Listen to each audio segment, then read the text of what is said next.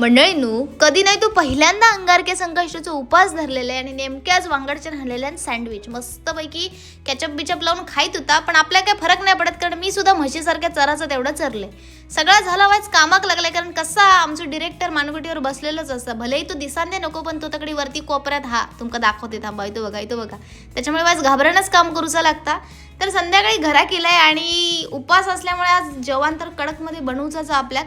तर मस्त भात डाळ भाजी बनवली आणि मंडळीनं नैवेद्य काढून घेतलंय. मंडळीनं लहानपणी ना खैचो सण असंदे नैवेद्य देवाक दाखवल्याने ना की मी आणि दादा त्या नैवेद्यासाठी तुटान पडायची. तू खातला काय मी खातलं, आणि त्याच्यासाठी आमची ही मोठी भांडणं. आणि आता तर मंडळीनं गणू बाप्पा सुद्धा येतले, त्याच्यामुळे घंटेवरसून भांडणं, आरतीच्या पुस्तकावरसून भांडणं आणि प्रसाद वाटूवरसून भांडणं होतली ती वेगळीच. तर मंडळीनं अगदी मस्त देवाक नैवेद्य दाखवले, आशीर्वाद वगैरे घेतले, मस्तपैकी आरती केली आणि मंडळीनं छोटासा गणू बाप्पा गारणं घातलंय. तासुद्धा ऐका. महाराज लेकराचं मागणा तुझ्या चरणीता, म्हणजे यंदा गणपती 11 दिवसाची मॅनेजर सुट्टी देऊन दे. आणि तेव्हा जर मॅनेजरांना सुट्टी दिल्यानंतर पहिल्या दिवशी 21 मोदकाचं नैवेद्य लेकरून तुझ्या स्वतःच्या हाताने तुका अर्पण करीत.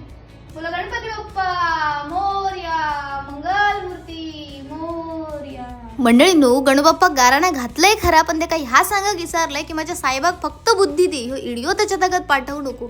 तर मंडळींनो, अशा प्रकारे कालचा दिवस संपलो आणि रात्री गुलाबजाम उरलेले, त्याच्यामुळे रातभर काय मग झोप लागली नाही. डोळ्यासमोर नुसते गुलाबजाम दिसत होते. तर सकाळी उठून पहिल्या आधी गुलाबजाम खाल्ल्यानंतर कामावर निघाले आणि मंडळींनो एवढी गर्दी होती ना की त्या गर्दीत बॅगच फाटली. माझं नशीबच ह्या असा काय सांगा तुमका.